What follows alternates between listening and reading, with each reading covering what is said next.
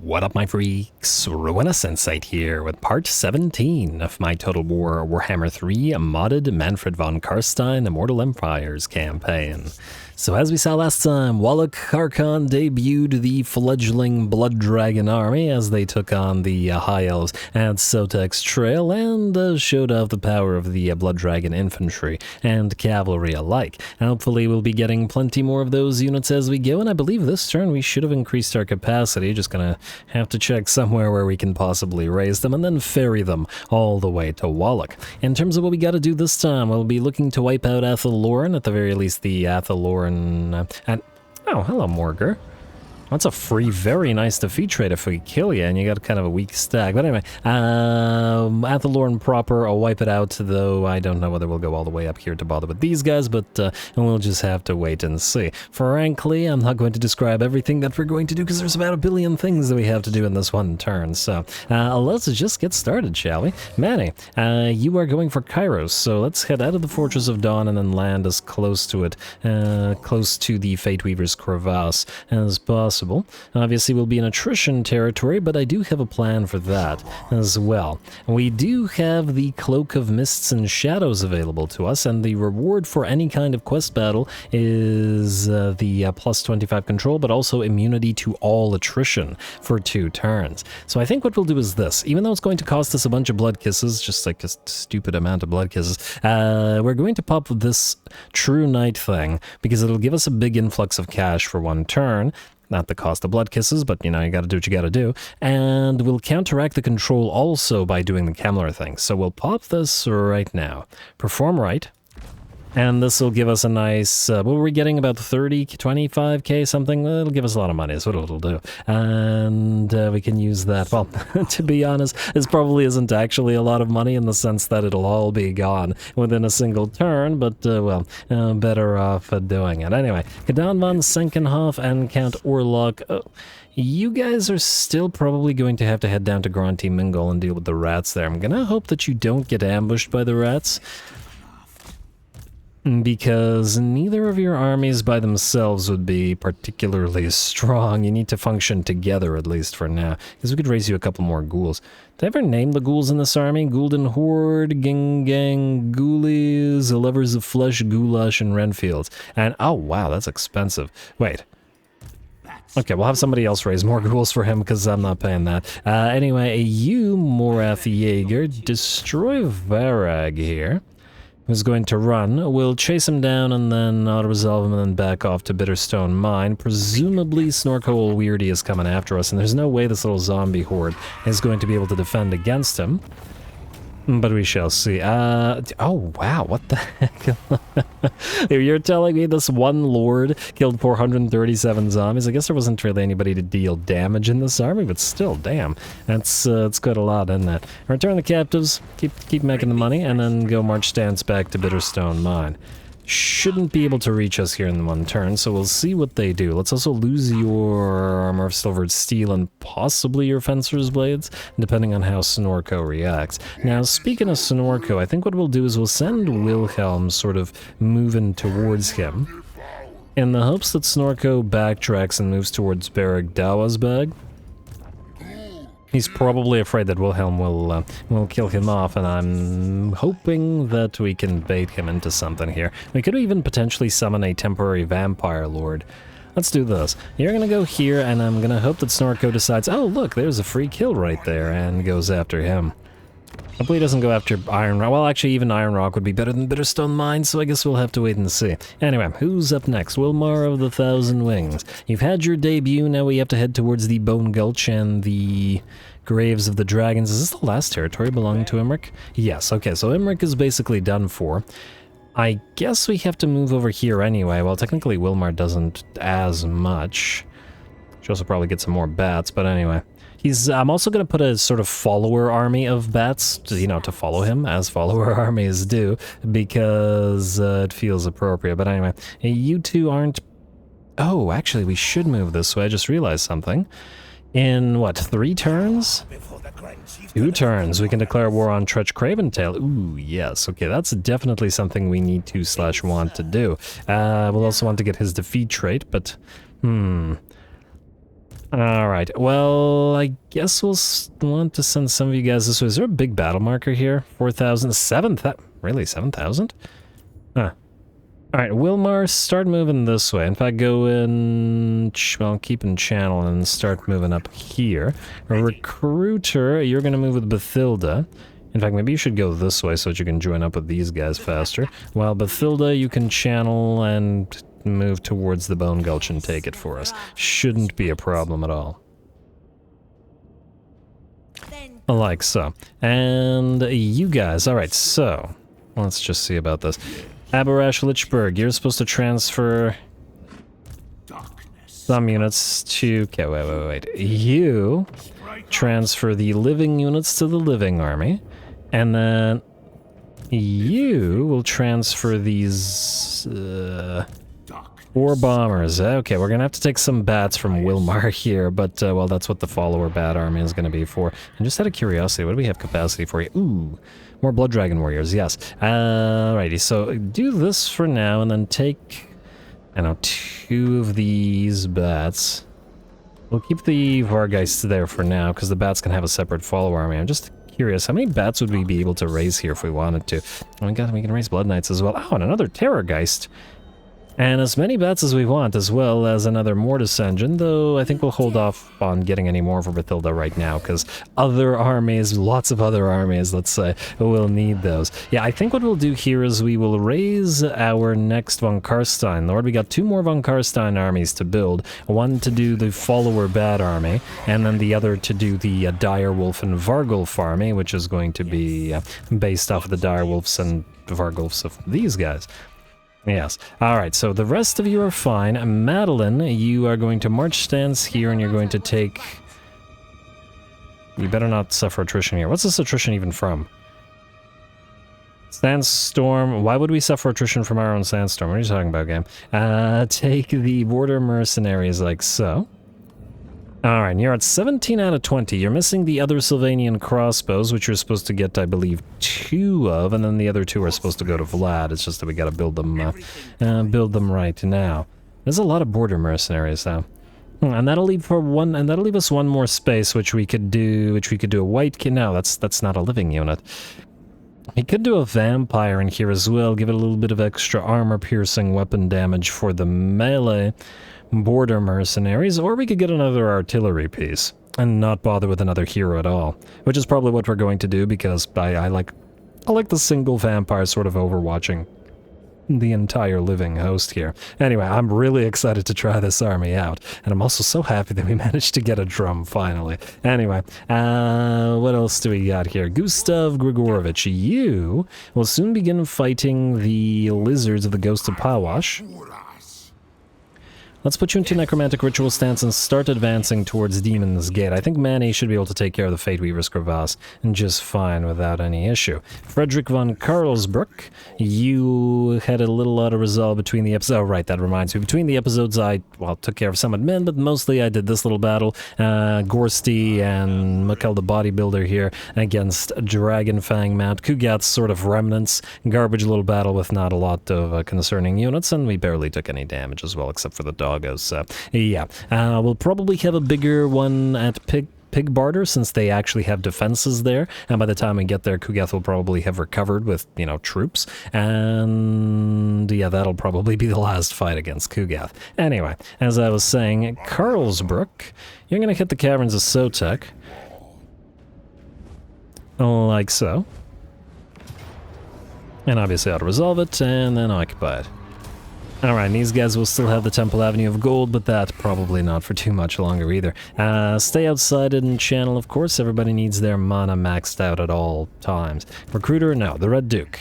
Alright, so you guys, I guess we're just going to declare war on Morger, because I just can't say no to his defeat rate. It's like 30% missile resistance, and somebody on a dragon could really take good advantage of it, so it's going to have to be the Duke. You go after this guy.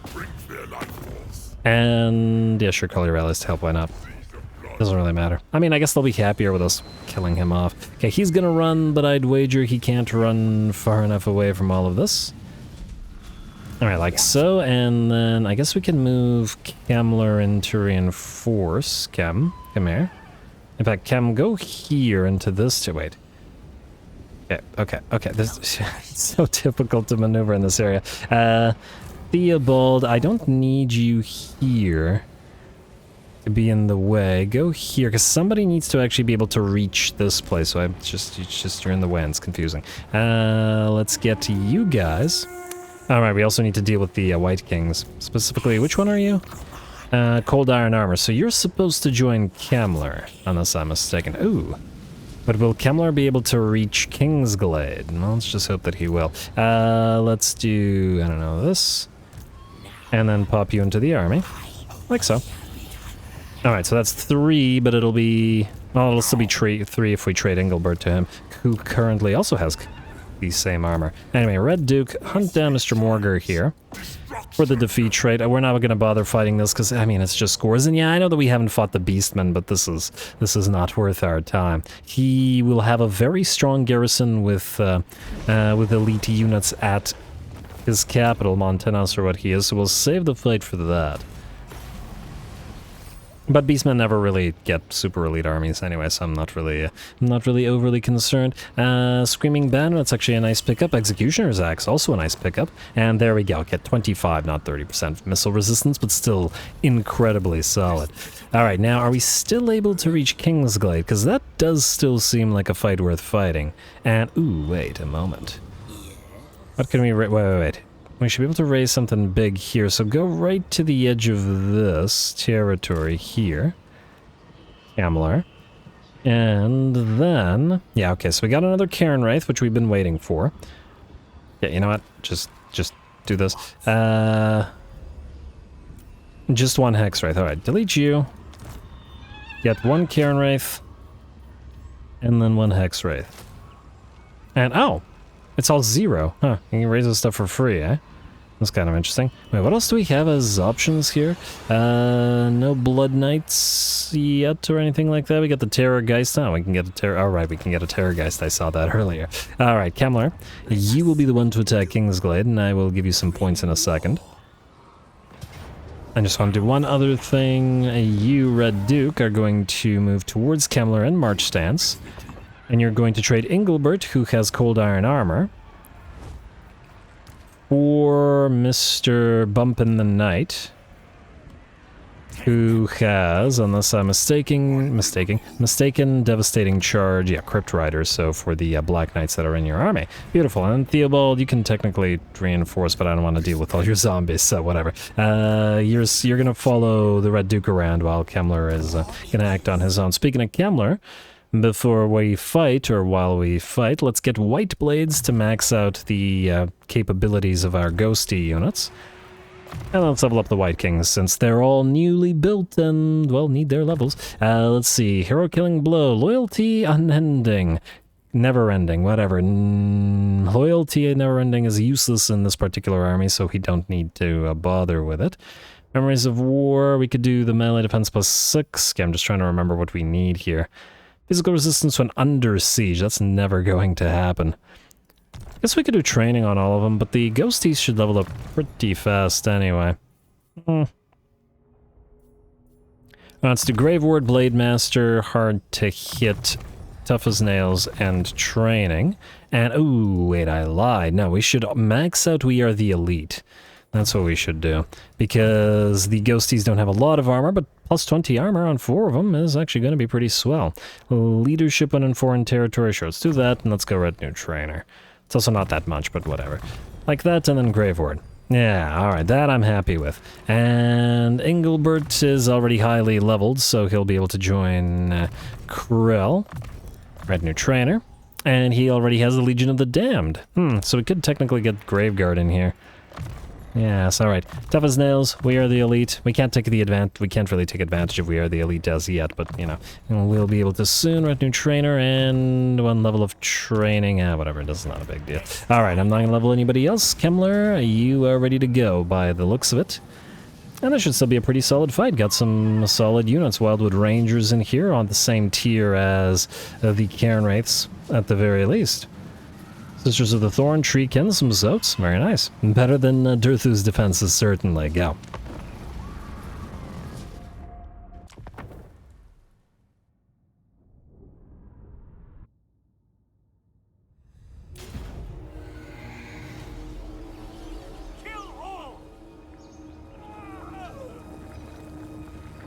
Alrighty, here we go. We've got a very nice elite garrison arrayed before us, but it is only just the one garrison in the sense that there is no garrisoning army. And so, even though the Red Duke is coming in as a reinforcement to leech some XP, we're going to use only Kemmler's army to do this. That'll make it a little bit more fair, and we'll see how we fare against elite units of the Wood Elves, Sisters of the Thorn, Treekin, Zotes, etc., etc., etc. Hawkeyes of Drakira will really need to be watched because they are an extremely scary unit. 240 missile strength on these guys. An absolutely nasty unit. At least their armor-piercing damage is a little bit lackluster, but 6 armor-piercing damage with 4 projectiles can still do a lot of damage. So, yeah. Anyway, we are going to move forward to start the battle off with our 3 White Kings, soon to be 4 when we recruit a 4th one, and of course, Krell to lead them.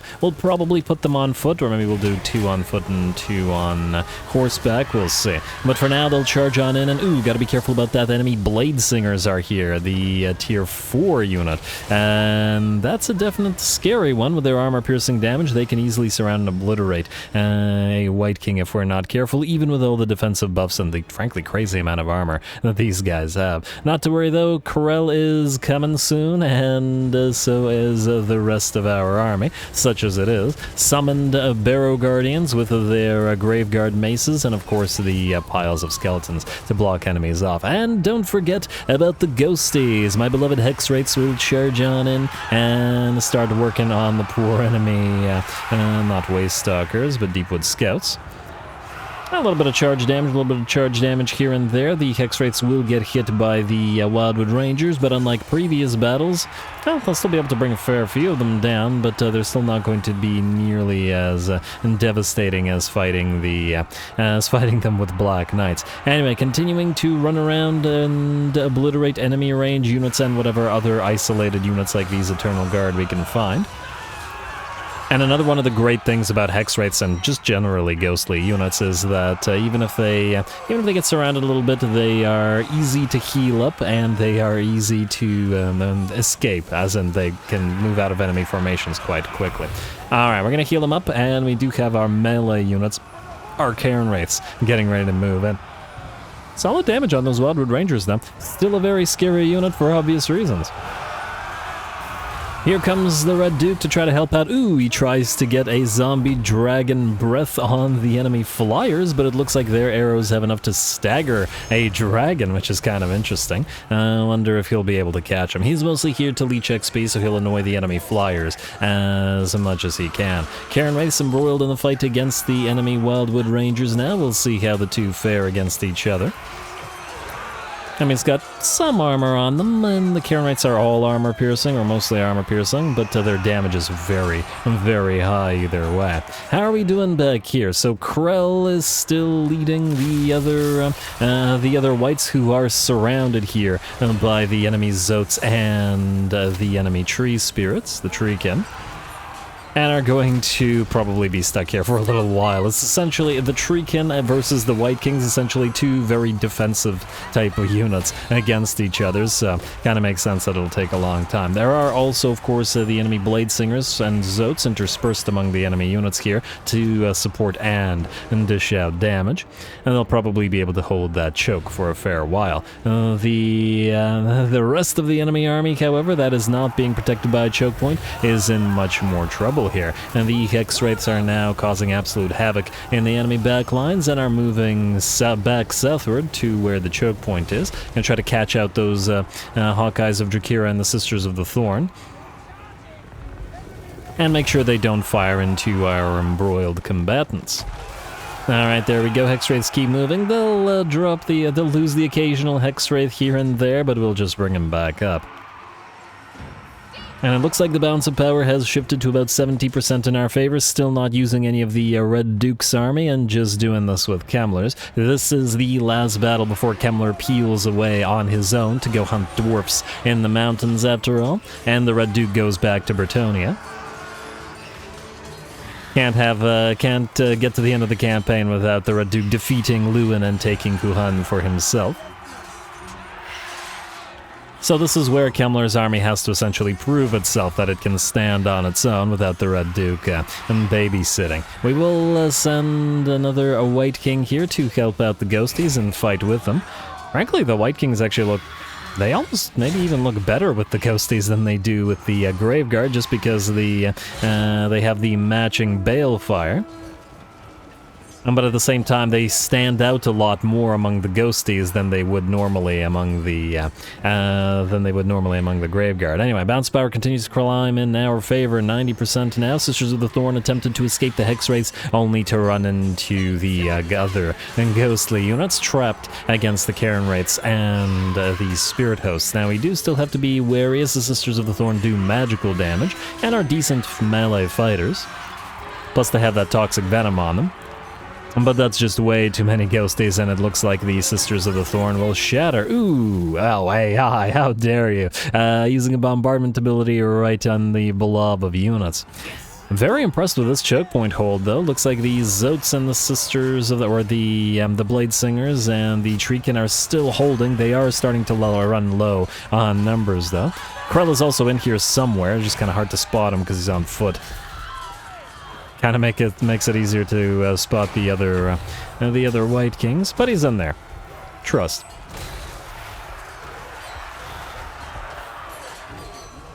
We'll see plenty of Krell as this army continues to fight. Not oh, he's right. He's over there. I was looking in the wrong place. You'd think it would have been easier to spot him because of his glowing weapon, but yeah, once again. Anyway. Krell looking pretty awesome. Let's see how much damage he's been able to dish out in this particular battle. Well, 7,000. Not a lot of kills, but he's been attacking Treekin and Zotes, so that's hardly surprising. Nice hit to that Treekin. It hasn't collapsed yet, but, well, a couple more hits, I'm sure, will fell the tree. Or, well, would fell the tree if the battle wasn't over, as the last of the enemy army shatters, and without any real help from the Red Duke other than annoying that unit of flyers, Kemmler manages to take the battle. Lovely. Did get some damage on the Barrow Guardians, hardly surprising that they lost to about 2/3 of their HP prior to the heals, because they were leading the charge before the rest of our units got here. Skeleton Spears got hurt, but we don't really care about them. To be perfectly frank, they're just here as fodder, as as our armies like to have some fodder in them. Lovely.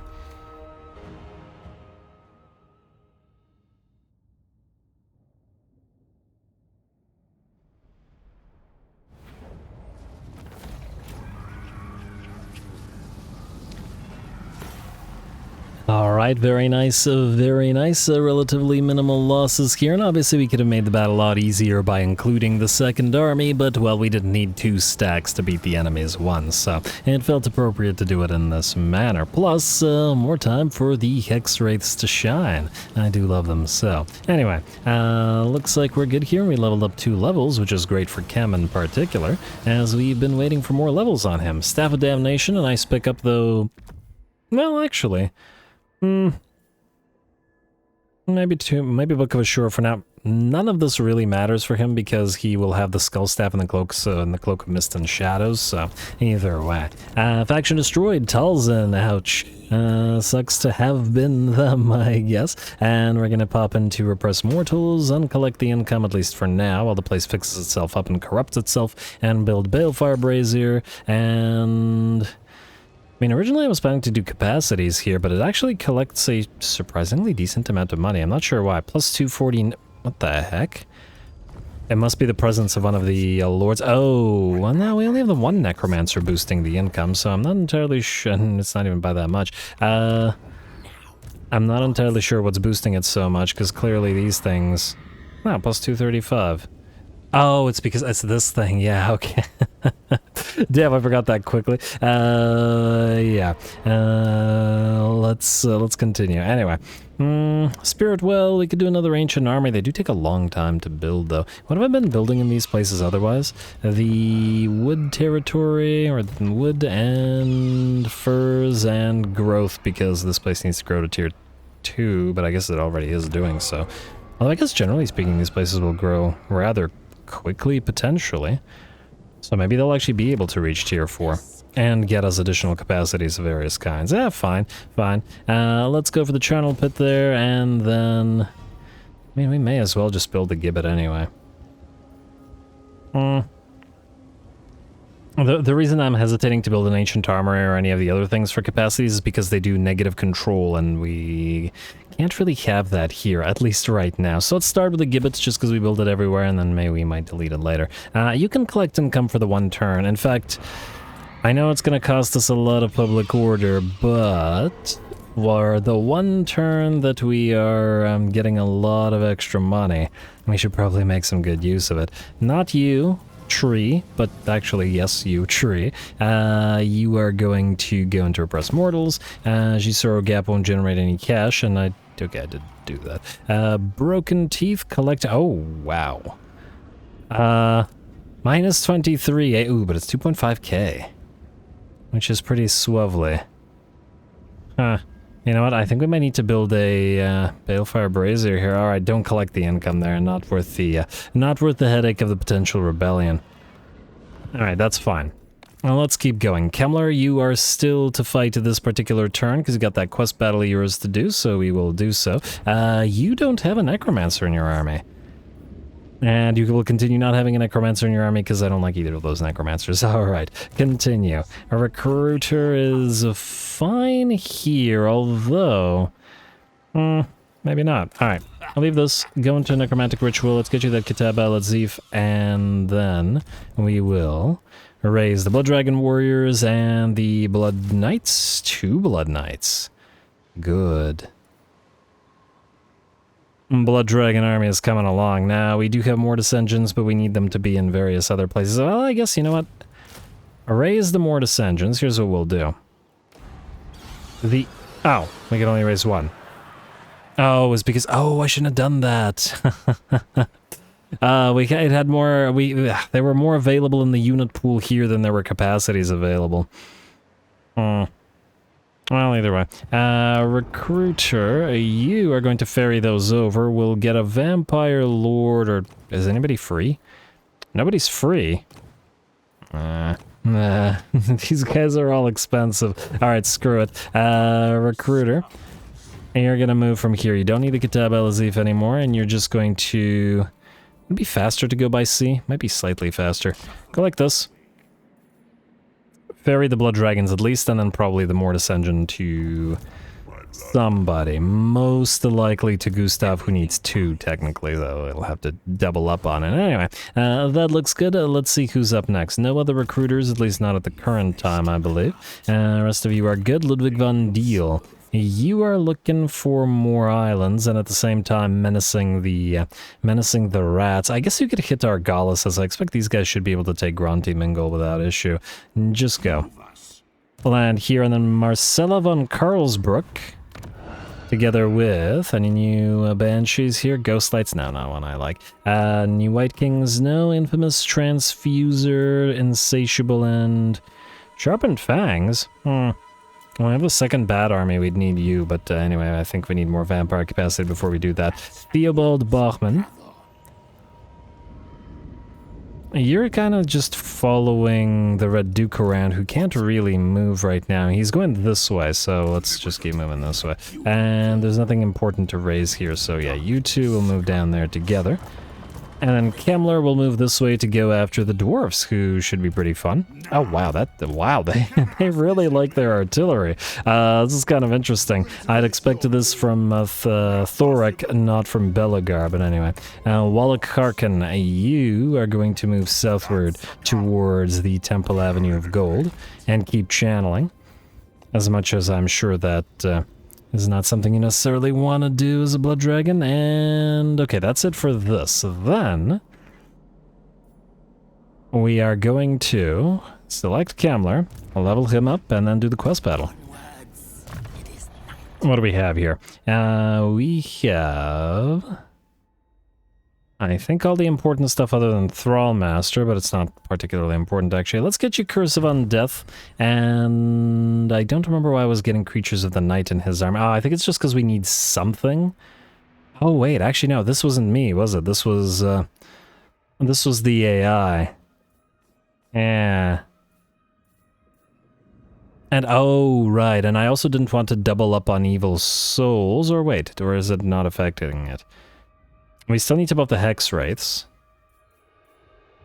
all cavalry buffs will buff them as well without buffing the ghosties. Because I think this buffs the ghosties. Oh yeah, it does buff the ghosties. And due to the mod, I think, wait, yeah, Karen writes. Meaning we don't want to double up, meaning we'll ignore evil souls and just go... not creatures of the night, but rather waking dead. To buff up the hex wraiths.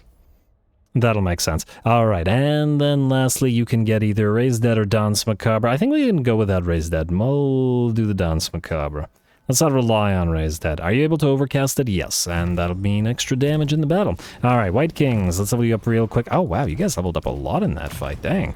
And ooh, hello. Obviously we're gonna go Cache of Armor for the additional melee defense, because it's just significantly more valuable. And then you already have Deadly Onslaughts, so you can move through Memories of War and try to get to Unnatural Image, and the relatively slight cavalry debuff there, but... and don't want our ghosties, getting charged by stuff. Blade Master for you. And then lastly, you have this maxed out, you have Retinue Trainer, let's get you Barrow Guardians for another summon, Blade Master, and I guess we could get at least 1 point in Memories of War. Why not? Alright, Kemmler, time for your first quest. Well, technically your second quest, but we don't have access to the first. The Cloak of Mist and Shadows. King Marbad fought alongside Sigmar himself in the great wars that saw the birth of the Empire, sacrificing himself to save the man who would unite the tribes of men. Such greatness of spirit is a noble thing for most, but to Kemmler it represents only a potential source of power, waiting to be tapped. He receives word of a likely location for Marbad's tomb in southern Middenland, and its innate power has drawn others to it, and the agent reports that a local tribe of forest goblins uses its summit for their rituals.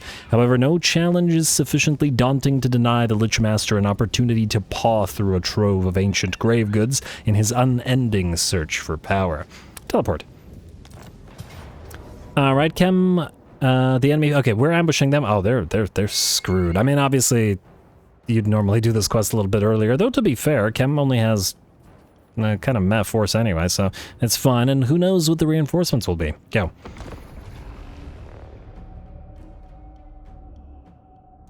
Kemmler decides the best way to rid Marbad's tomb of the goblin infestation is to lay a trap. His minions lie in wait and ambush for the goblinoids. When the greenskins approach via the channel between the hillsides, the Lichmaster will strike. I always try to read these really fast, because oftentimes it loads before I finish reading. Some things have the continue button. Not all things. Oh, dear me. Oh no, we can't have this, can we? The treasures in that tomb, the spirit essence that was once Marbad of the Endals, is mine to harvest, not for these impudent goblins to worship. What a to-do. We shall have to sort this mess out. Punish these creatures, oh yes. Make them think twice about trespassing on the barrows of the dead. That's right. Slay the goblins, my wondrous wights, my warriors of bone, my monsters of necrotic flesh. Do my bidding. Release them of life. Then the mist and shadows will form around me.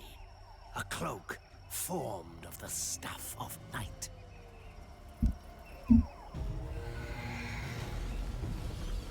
My legions advance. Bring me bone. Oust them for Kemmler, my pretties.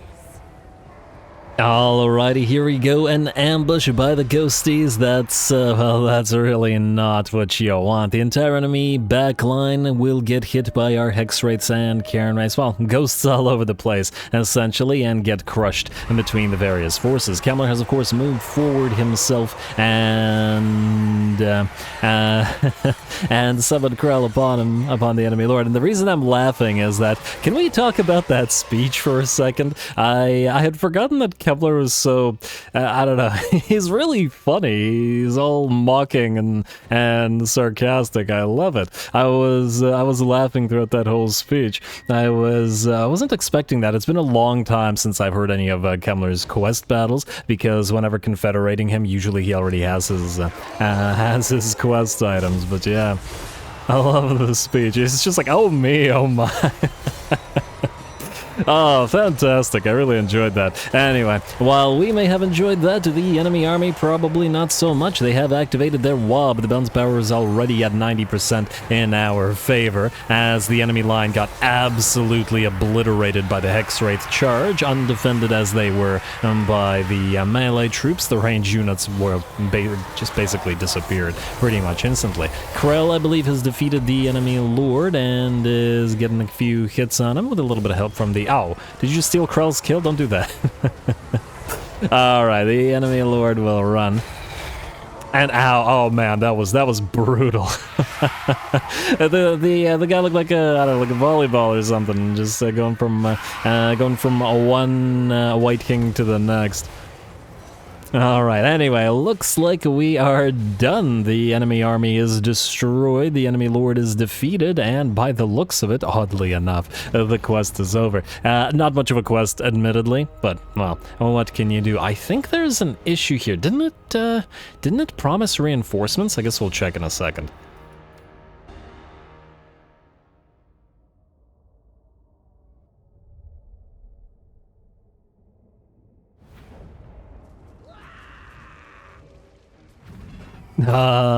Okay, unfortunately I guess that quest is broken. So there were 3 sets of reinforcements that were supposed to show up, rather, some spider riders and some savage orcs and stuff, but they never did, which is a bit of a shame. But I guess it's one of the very old quests, and if it's a very old quest, it probably hasn't been reworked or looked at in quite the while. So I guess we'll return the captives and we get the free cloak for ourselves.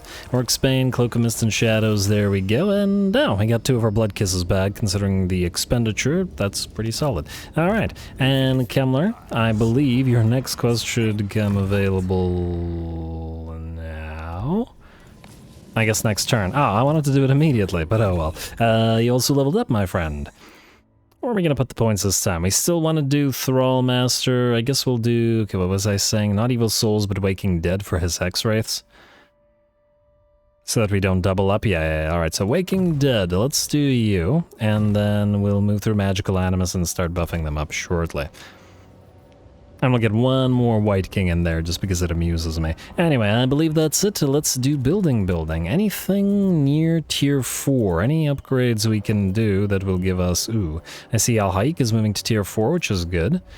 That's big capacities for us. Let's also do the Gallows here, but ignore everything else, at least for now. Agril Migdal, ignore you, ignore. No tier 4s, but we won't ignore the Gibbets. It's nice, and another Gibbet. Ooh, wow, lots of Gibbets, what the heck? What the heck was past me doing, ignoring all those Gibbets in favor of building other stuff? Or did I not do the admin this turn? Maybe I didn't.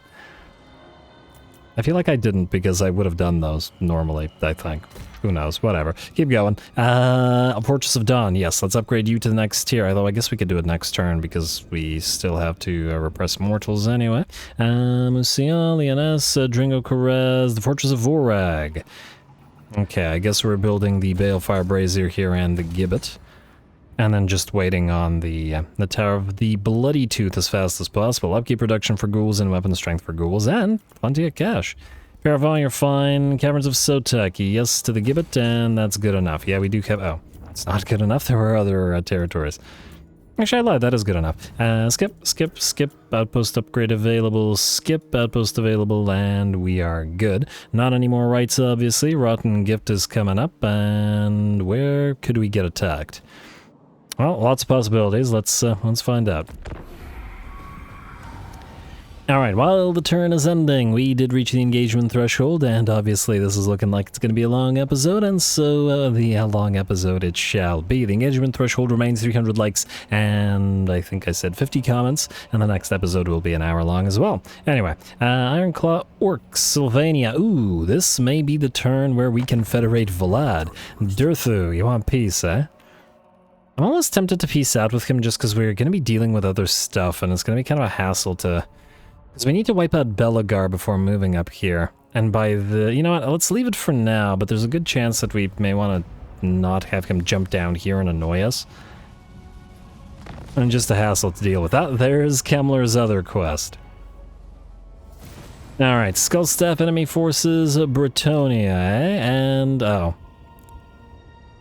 I think these things can't overlap, so we have to wait at least one turn to do the next quest, so we probably will. Bearsunling destroyed. I'm shocked that Bearsunling was still alive up here somewhere.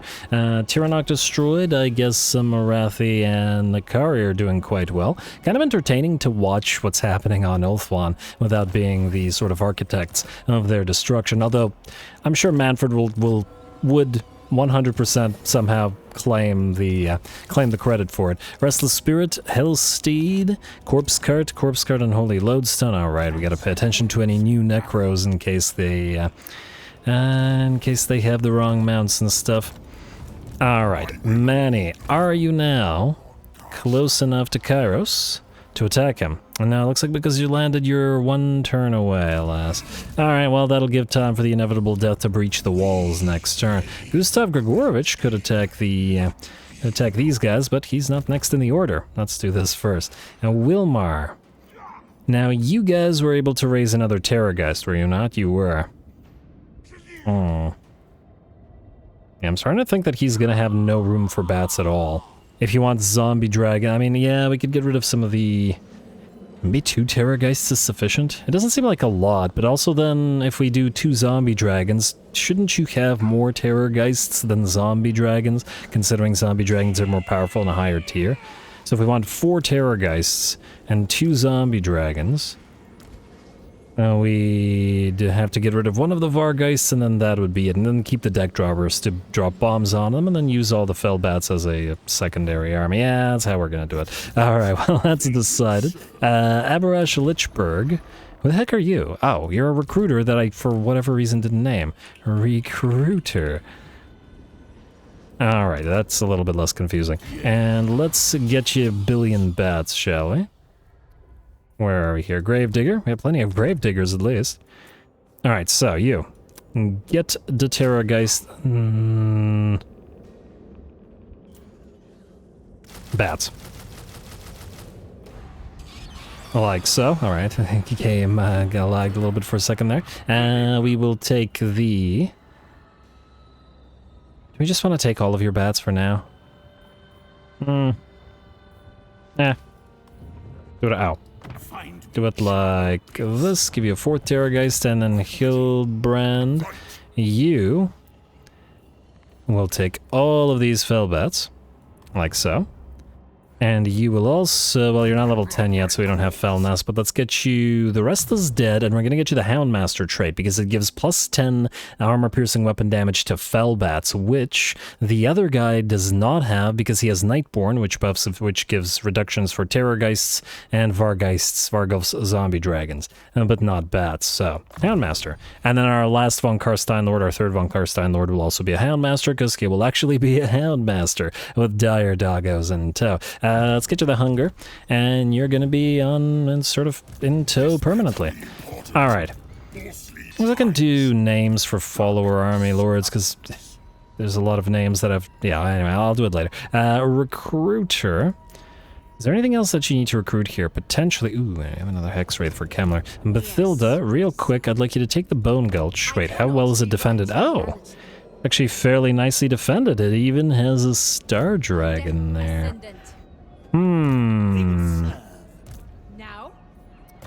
Madeline, okay, here's what we'll do. I still haven't decided between Castellan and Slaver for you, because Ravenous Hunger is nice if we get into melee, but if we don't get into melee, it's useless, whereas armor will still be quite helpful. So we're not going to do that yet. What we will do is Restless Dead, Aura of Supremacy, and let's say, I guess... Oh, you know what? Let's do Aura of Supremacy and then the Unliving Host. Like so. So they need to get to Undeath Resurgent, even though we won't have any undead units. Then... Adrian Sigibald, you are going this way. Also, let's double check Vlad here real quick. It actually would be ideal to confederate him right now while the control reductions wouldn't work on us. -3, so a couple of war declarations would probably do it, and so would threatening him. But... Actually, wouldn't we want to do that before? Okay, wait. What possible war declarations could we do that wouldn't be an immediate threat potentially to us? Like Wulfric, for example, is a powerful faction. Although, funnily enough, he doesn't really hate us. We could do this little Orky faction, though there's a decent likelihood that they attack Gorcel if we do. Empire is inevitable, but fighting them right now may not be the best idea. And Grom is inevitable, but if we leave him alone, he'll attack Paravon. We have nobody to defend it yet. Although we would be moving fairly close with the Red Duke next turn. Let me just see here. We could do some of these guys, but I don't want them sailing over here.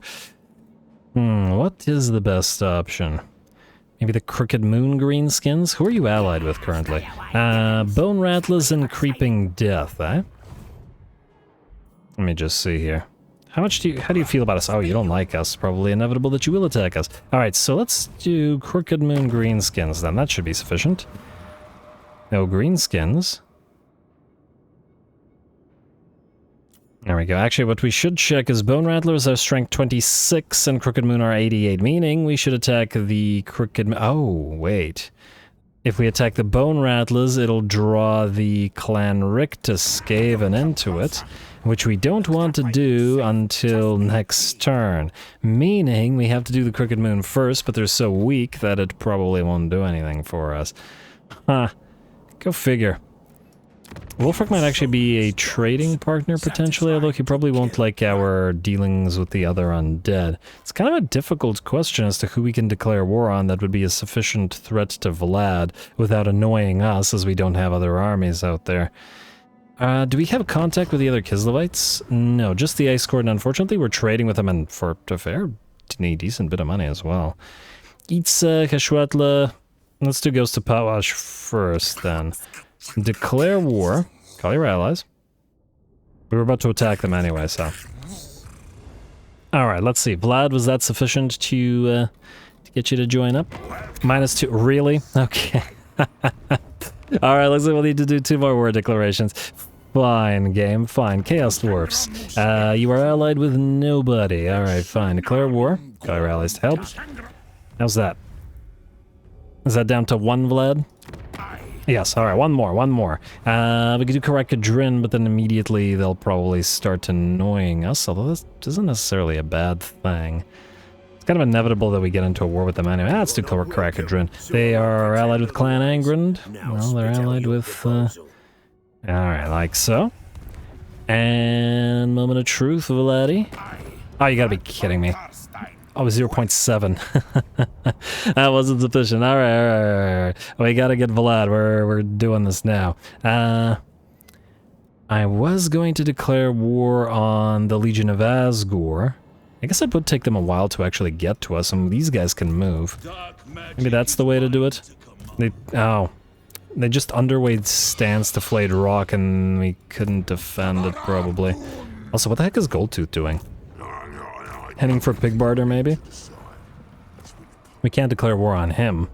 We could declare war on the Golden Order, which we were going to do anyway. Would Jiao Ming be able to handle him? I don't know. I guess we'll give it a shot. Declare war on the Golden Order.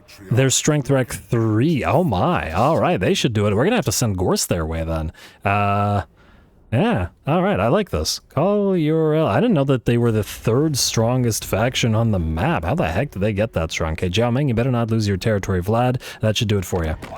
Yes, that did indeed do it for you. Confederation. What doth thou wish to discuss with thine true father? I love the way that Vlad speaks. Propose offer. Alright, beautiful. Absolutely beautiful, and oh wow, that just absolutely crippled our income. I will deal with these armies between the episodes because there's a lot of admin tied up in that. Now, more importantly, let's see if Vlad got completely screwed up by the AI. So he currently has Undying Horde, which is not as good as Children of the Night, but it's better than nothing. He has a little bit of mana, spell stuff. Creatures of the Night and Waking Dead, that's fine, because he'll use Blood Knights, at least to some degree. It doesn't have more... wow, 40% range for Sylvanian crossbows? Damn. Actually, he should probably have all the Sylvanian crossbows. I didn't think that his buffs to them would be so insane. Huh. Alright, we might have to do a little bit of an adjustment to maybe put some Cathayan guns into the living army instead to get Vlad these guys.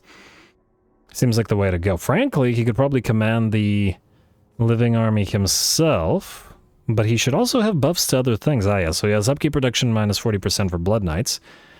But he could use living units in combination with... Oh, yeah, but he also has Izzy, and Izzy buffs bats, doesn't she? And she should still be in this army. Does she only buff fell bats, or does she buff other types of bats? Wayfare for direwolves, fell bats, Vargulfs. Speed for Vargulfs. Alright, so we could do a couple bats and a couple bats, a couple vamps, a couple Vargulfs, and then a couple Blood Knights, and then a bunch of... living units. Man, there's not going to be a lot of space in that army. It looks like Vlad's going to be more of a generalist army, but, well, I guess that's what we'll have to deal with. What about Isabella? What did the AI do with her? Since she's a hero, it's more or less fine. It's not ideal. Devastating Charge is kind of a waste, but it's fine. Supernatural Horror is a terrible, terrible waste. Frankly, I'm shocked that that still exists. And I'll deal with the itemization later. I think we won't reset Vlad. It's annoying that he got Undying Horde rather than Children of the Night, but at this point in time, I think we can overcome it. The rest of the points are fine.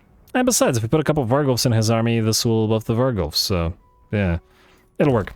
It'll work, guys. Nobody panic. Now, Castle Drakenhof.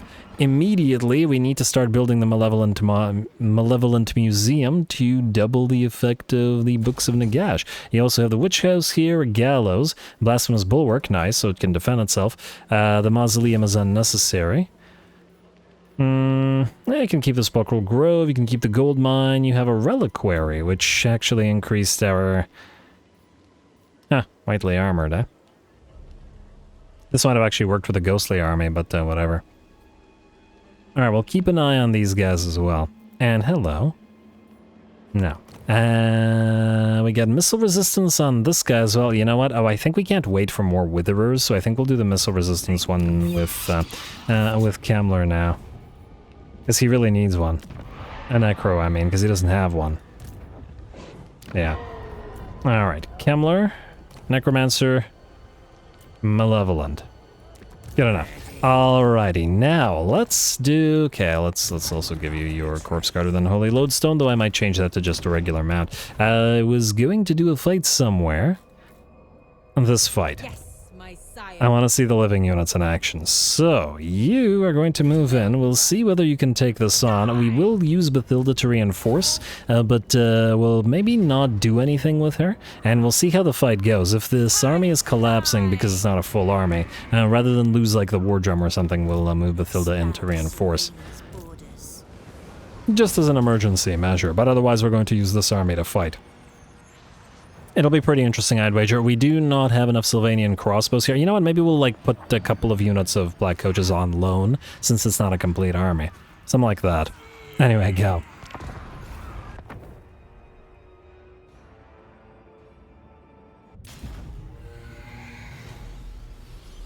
I will not sire these.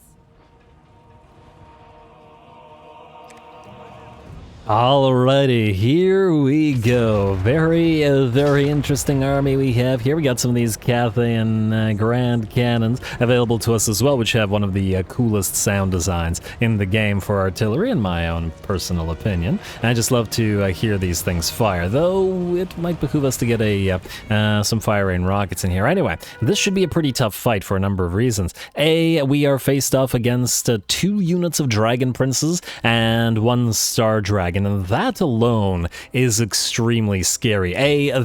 All 3 of them are tier 5 units. Our entire army is made up of tier 2 units, and with the exception of the Man-Eaters with Ogre Pistols, who are our ringers, at tier 3. But yeah, these are Dragon Princes, and they are absolutely not to be underestimated. So we're going to do our best to send them flying, just like that, and make sure that they don't get those charges in. Many of you may remember, or for those of you that watch it may remember, the Imric campaign, and Imric spent the entire campaign running around with like I don't remember, it was like 2 or 3 units of Dragon Princes and a couple of dragons. He never had a full stack, just a few units, and essentially 3 units of Dragon Princes were enough to defeat 2 stacks, 3 stacks. The units are insane, especially when buffed by Imric, so I am very, very wary of them, and we will commit absolutely everything to bringing these guys down. Cannons, and as many of the armor-piercing shots as we can, plus the anti-large of the crossbows. First of the Dragon Princes do get focused down, though it took a lot of our resources, and it does look like it'll open up the way for the Illyrian Reavers to charge on in. And of course, while we were focusing down the princes, the entire rest of the army is able to approach completely unharmed, which is an issue. 1, because there is still another unit of Dragon Princes on the field, and 2, there is a Star Dragon, which appears to be moving such that it can not head directly towards us, but will instead flank us, which is also not going to be so great. But anyway, enemies are on the approach, and it's time to get into the fight proper. Spears and such are going to charge us, and we're looking like we're going to move into melee. Gonna try to focus down the enemy Star Dragon as best we can, but it looks like it will get that Star Dragon breath off in a really good way for the enemy, and devastate one of the units of Border Mercenaries. We're going to replace them immediately and send them to our back line while continuing to focus the Star Dragon, who is heavily damaged now, but will just barely manage to land upon our crossbows. Alright, come on, keep getting those shots in there. Is it going to... Okay, it will break just as it lands. Good. Still 1 more unit of Dragon Princes, and here they come, heralded by a burning head, which will move through our battle lines. And we are going to move Bathilda in to help. The too many tier 5s. I did say that since we don't have a full stack, we'll put a couple of units on loan. Bathilda to replace a, under-leveled or unleveled Lord, and then 2 black coaches to sort of bump up the numbers. The enemy has more than a full stack, and we didn't otherwise have even a full stack. The rest of Bathilda's army is just going to wait here. All the black coaches and the Mortis engines, which could, I'm sure, really help. But it's a contest mostly between our living army and the elves here. And I'm interested to see how they perform. Lovely to see the Lamian Border Mercenaries fight in melee. They are having a little bit of a tough time in fighting these spears, or at least they're taking a long time to get through them. But with 72 melee defense, even basic spears are going to be tough. And if the enemy outnumbers us, it's going to be difficult to fire into the backs and flanks of those enemy units. So we're going to have to try to do our best to do what we can, because obviously the enemy will outdo us in melee, generally speaking. Anyway, white lines are still very much in the fight. We're going to try to stop them in their place with the Tormentor Sword from Bathilda, who is helping out on her zombie dragon, mostly just trying to anchor the line so that nobody else runs. At least our cannons and our crossbows have been able to more or less continue firing, while the crossbows are having a little bit of a difficult time finding the ideal units to fire upon. We have been forced to also peel away our man-eaters with ogre pistols, as there were just too many enemy range units firing away at us, and so the man-eaters are chasing down enemy range with a little bit of help from the black coaches, and trying to make sure that they're not firing upon our own vulnerable range units. A very fun battle, if nothing else. Bounce power is at about 75, maybe 80%, maybe 85%, I don't know, whatever. Is in our favor now, fairly significantly, but a bunch of units are still fighting, including all those Dragon Princes, which we now no longer have the resources to simply focus down, as we did the first unit. White lines will peel away now that the Tormentor's Sword is no longer up and running, and head towards our crossbows. That's not a fight that the crossbows want, that's for certain. And they'll get torn apart if they're in this combat for more than a few seconds. Oh, this is even worse. Oh, that was close. Dragon Princes attempted to move in as well, but it looks like they did manage to just get caught by an infantry unit. Fortunately, with the enemy's line collapsing on the left flank, it means the units that were either routing on our own side, like the Border Mercenaries, or the units that are no longer needed there, are able to now reinforce and start firing into the enemy. Massive amount of missile resistance on the white lines, as we've seen before. 50% missile and I think 10% physical as well. So a lot of our range units are not doing too much to them, but it looks like we are managing to send them packing. Dragon Princes are backing away. Border Mercenaries now trying to chase down the enemy Archmage of Fire, and with the routing of the Dragon Princes, as well as the routing of the enemy Lord, it looks like the battle just barely is ours. Very, very fun fight. I am very excited to see lots more from the living army here. And we'll see what we can do to adjust it slightly, as needed. Alright, well, the enemy will run, but we don't need to chase them down. I think one of our black coaches got hurt, so we're going to take a few seconds to heal it up, but the rest of the army obviously didn't participate, so yeah. Except, oh right, there was one unit of Illyrian Reavers that was just sitting here and just plinking away at our black coaches for some reason. Like, they were just sitting here doing nothing, and the Illyrian Reavers decided to annoy them for some reason, so all the black coaches decided to mob them and hunt them down.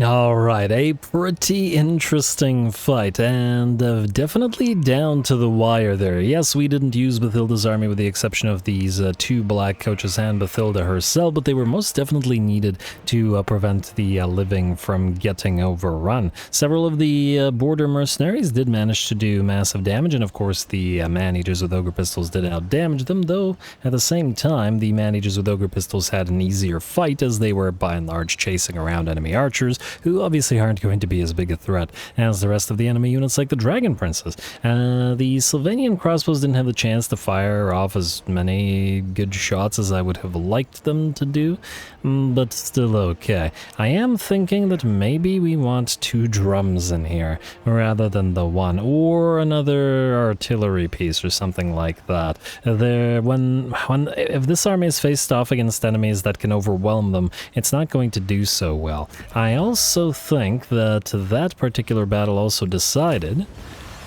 That's Caldera destroyed. Sorry, Emmerich. Power Stone, Warrior Bane. Might actually not be a bad idea on you. We may want to put a Vampire in here, Vampirus, in order to get Dark Benediction. Although, just to double check, does Dark Benediction apply to living units or only dead units?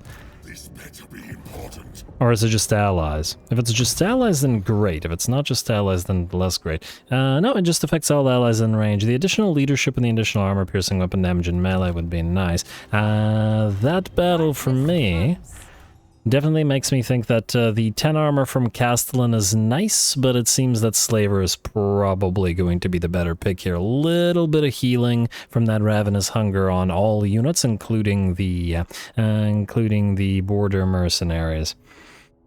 Just allow them to stay in battle a teensy bit longer. They did start routing rather quickly, or at least quicker than we'd like, so. Slaver for you, a Deathly Vigor, Innocence Lost, and into Seduction, just like Bathilda has. The seduction trait should be quite useful. I guess the question will be, do we want to actually use Raise Dead? We could still use Occam's Mind Razor and Wind of Death without ever raising zombies. They obviously Raised Dead would have, well, a bunch of Raised Deads would have helped us a lot there. I will consider it. For now, let's get you Dark Pact for the leadership when attacking, because these guys, they need more leadership to hold the line in the way that they did. And the Western Provinces, we could get another drum in here should we desire it. I'm just now starting to think that maybe we should transfer all of the Sylvanian crossbows to Vlad so that he has 6, because he's going to buff the heck out of them, and that additional range will be really, really big. And of course the massive additional damage. But we also probably don't have room in his army for more than that. I wish we had access to another artillery piece, but yeah, you know what, I think at least for now we're going to go for another drum and another grand cannon, when we can build them. The other option would be to get some iron hail gunners for when the enemy closes the distance. They would work in place of the Sylvanian crossbows, which we were already planning. Might be a not horrible idea. or crane gunners, which would act sort of like artillery pieces anyway. It would sort of work with a sort of more gunnery type scheme here. Hard to say. Frankly, the second war drum would allow us to get both an increase to armor to everybody in the blob, plus 25 armor, and keep Disdain of the Dragon Emperor, which would give us the melee attack and accuracy. And immunity to psychology, which is actually probably the most important bit of all of that. Wait, actually is it? These guys already have immunity to psychology, the border mercenaries, meaning only the Sylvanian crossbows don't have it, meaning it's not that important then. Then it's probably better to keep armor? No, it's still accuracy and melee attack. And these guys will get stronger with veterancy anyway. I also kind of don't want to spend 2 turns waiting. You know what? Let's just get a... Let's just get a couple of Iron Hail gunners for now, although they're kind of serving the same purpose as these guys, and they just won't be able to make much of a difference then. You know, sit there until we can build both. All that for nothing, alright. Oh well, whatever. Manny, you will be attacking Kairos in next turn. Who else still needs to move this turn? Alright, so the rats are still here, although they don't want to be by the looks of it, as they're running. Bronte Mengol, there's basically no defenses, so we'll hit it with, let's say... I guess you. Grave Robber, Steel... No, you are going to... Wait. What's your Steel Tech at? 11 turns. Okay, so you're still fine. I'd like you to try to assassinate somebody here. We got 59%. Give it a try. Maybe this guy would have been the better pick. Guess we're about to find out. Failure. Oh well, give them a try next turn. You are gonna go right here. We'll try to take Grunty Mingle. On a resolve, and let's hope that the zombies don't get wrecked. Nope. Occupy. And since the zombies didn't get wrecked, probably goes. What we'll do then... A potion of foolhardiness. We'll turn those into better items later. We'll put you here in ambush stance. We'll put you outside of the settlement, just in case the ambush fails, and pop you into channeling. And then we'll give you a warlock to increase... Oh. Damn, you had something else, and then I took its place, but I didn't know it disappeared. Well, that's a shame. But it's too late now. I wonder what it was, though. I wonder if it was important. I'll just hope it was not. Banner of the Barrows on Zacharias Lichberg. I don't even know who Zacharias Lichberg is, but might be something we want to steal. Screaming Banner is leadership and melee at +3, eh? I have to figure out who best to put the new Screaming Banner on. Werner von Waldenhop. Okay, there's probably a lot of stuff from Vladdy, so yeah, anyway. These guys, well, they're probably prepared and wait, did the Warlock not do anything? Oh, 45. It was 45 before, but the ambush success chance should have risen by 5 to 50%. Maybe it doesn't work, or maybe it can't be done in the same turn. I'm not sure. And, damn, Snorkel Weirdy is coming. Looks like the... Okay, that didn't quite work as we wanted it to, which means we might have to abandon Bitterstone Mine, as there's no way to bring down the Arachnarok unless we raise some stuff in here. But anyway, I'll think about it. See if there's a battle nearby, or at least a potential battle. All of this admin I'll take care of, because it'll take like a full episode otherwise, and I don't want to deal with it right now. You guys will move, but it looks like there's no battle to be had there. Gustav Grigorovich, yeah, that's it. That's the one. That's what we were looking for. You're gonna get, I guess, Invocation of Nehek. Well, you already have the base version of it, but... yeah, we want to try to get towards Spirit Leech as fast as possible, even at the cost of Wild Heart. So let's get you Invocation of Nehek and then move through that. You, Necro, are currently on a Unholy Lodestone Corpse Skirt, which is as it should be. Let's get you into Death, we might need it here, as well as the Magical Reserves Endure thing. Ghosties, or Banshees. Ghostly Camaraderie to buff the ghosts, and Bending Reed as well. What does this do again? Enemy reload time reduction -5. Yeah, that seems pretty solid. And then other Banshee, we will go for Bony Visage into saving. That's rank 15. Okay, that's gonna take a while. Did I do increased mobility maxed out with you? I did, and then I went to Whale of Grief. Alright, let's try to max this out. So, Whale of Grief, increased mobility, and then level 13, 14, 15, will be one short. Alright, fine. No Whale of Grief, just oh, actually, no. Screw increased mobility, just go Greater Tomb Scream, then we'll save the rest of the points for Ghostly Camaraderie to max out the ghosties. Alright, and you guys are good to go, so let's pop you into Channeling. And let's see whether we can handle all these guys. Temple Guard. Pyrrhic Victory, that's a lot of, it's a lot of skinks. They're tier 1, but they're fairly highly buffed, frankly, due to the mod helping them out, so keeping basic troops stronger might be a good thing for us, in terms of keeping the battles interesting. Go.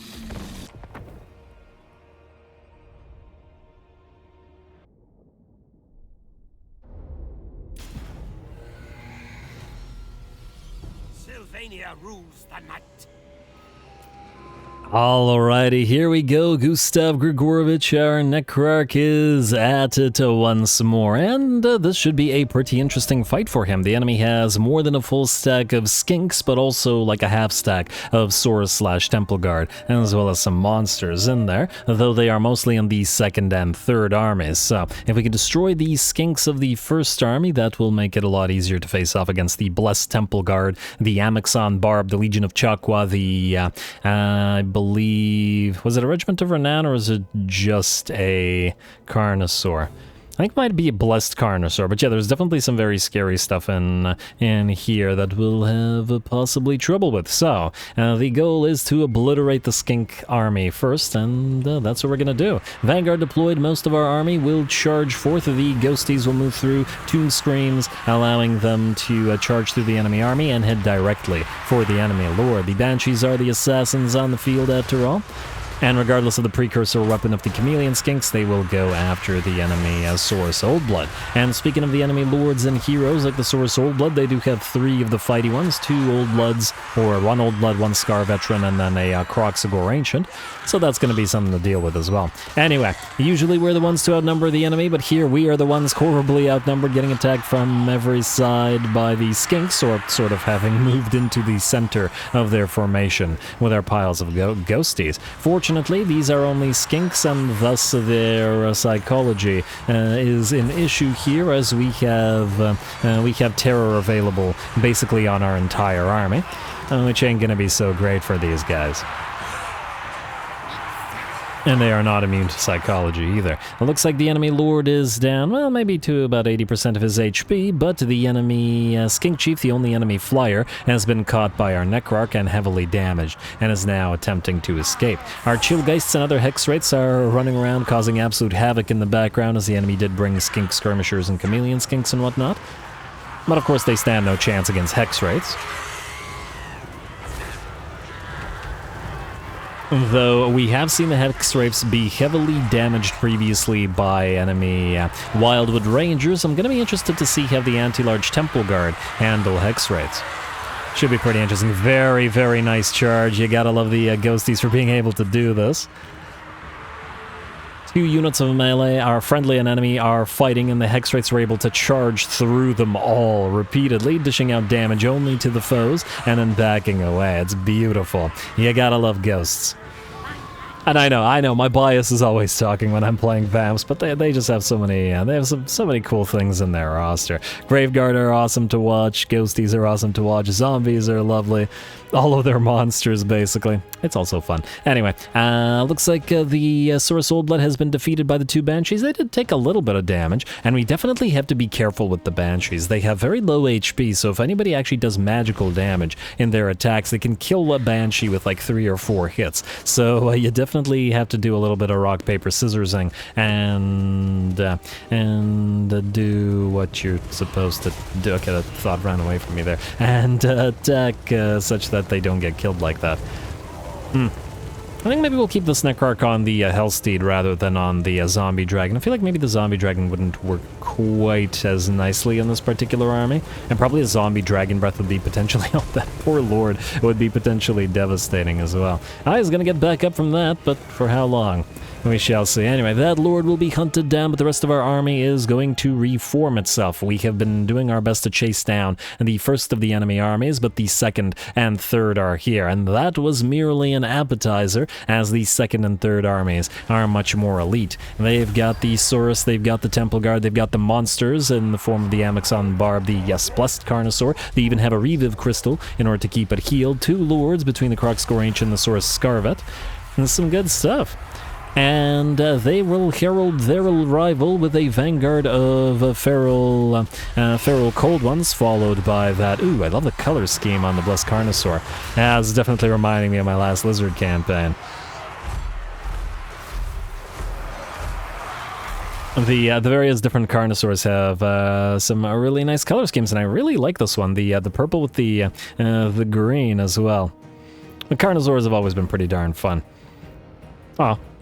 I feel bad for that we're going to kill it. Too bad we can't raise it as a zombie Carno. But oh well. Anyway, the Carno is not the goal here, at least not for the Ghosties, which will go after the enemy infantry. We'll be using Spirit Leech and our assassins probably to bring down the Carno. Enemies have arrived in force now, and once again we are outnumbered, though we'll see how long for, as the enemy numbers will probably start to dwindle. Our assassin banshees have moved on in, fighting both the enemy lords as well as the enemy Amazon Barb at the same time, but fortunately, since none of them have magical damage, none of them have magical damage. I wanted to check the Crocscore Ancient. It'll take them a while to damage the banshees, and at least this will keep the Amazon Barb from firing while it helps fight in melee.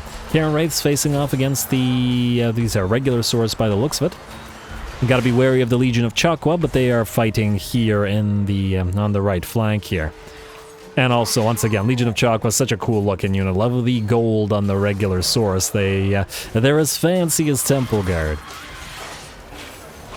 And I'd love to have a full Saurus army with this look on him. Anyway, balance of power is in our favor now. The enemy backline once again in shambles as the Pale Scythes lead the other Hex Wraiths to obliterate the poor enemy Chameleon Skinks and Skink Skirmishers. Starting to take a little bit of damage on some of our Ghosties now, Sirens and stuff, but once again it's fairly easy to keep the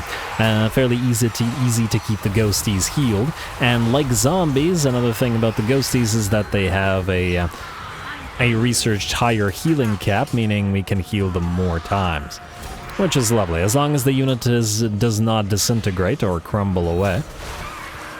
And we can always bring it back. Our Necrarch Lord still leading the pile of Ghosties to fight Skink and Saurus alike, and the balance of power continues to shift in our favor. It looks like the enemy Blessed Temple Guard over on the left flank have collapsed, leaving the Legion of Chakwa. Woe and the Whalers, one of our units of Spirit Hosts, is holding the Legion of Chakwa back, probably not doing too much in the way of damage to them, because they have no armor-piercing damage for whatever reason. The Spirit Hosts, I mean, but it's not a big deal. They're more here to block the enemy and act as tanks, while the Karen Wraiths, who do almost nothing but armor-piercing damage, rip those Legion of Chakwa apart. I love that we're getting more ghostly action into the sort of second portion of this campaign. It was a long time getting to tech up to them. And now we just have to tech up to the other things that we're missing in numbers, like like Blood Knights and Zombie Dragons and whatnot. Terrorgeist, etc., etc., etc. Anyway, Karen Wraiths have surrounded and obliterated that poor Crocscore Ancient with the help of the assassins. In fact, it looks like both of the enemy lords have failed. Amazon Barb is surrounded by another set of Ghosties, the Soul Reapers here, who appear to be taking it on with gusto. Very, very nice. Hex Wraiths, of course, still in the background, not adding as much to the actual fight, but making sure that enemies that are routing are either shattered or otherwise fully destroyed, because otherwise we'll have to just fight these guys again, and we'll have no choice in the matter. Fortunately, though, it looks like with that, the battle is ours. The enemy army will shatter, and the Ghosties win the day. And since the Ghosties are so quick, both on foot and in cavalry mode, we should be able to chase down and destroy almost all of the enemy armies, especially with the helpful aura of the Chillgeists to slow the enemy down. Look at that kill count, 350. Very, very nice Chillgeists. Hex Wraiths definitely proven their worth.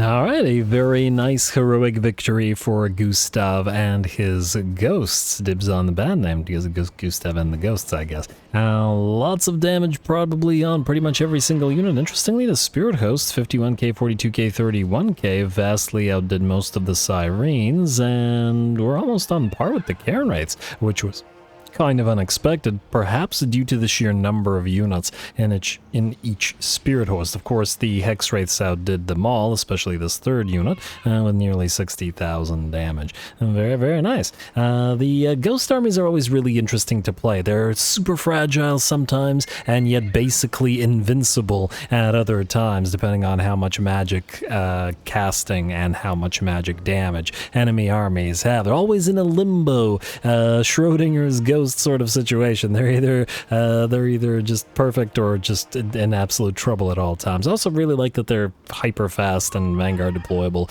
and all that sort of stuff. Just like the ghouls feel very different from the sort of slow moving nature of zombie and graveguard focused armies. Anyway, we're going to return the captives and we should be able to occupy the place for ourselves.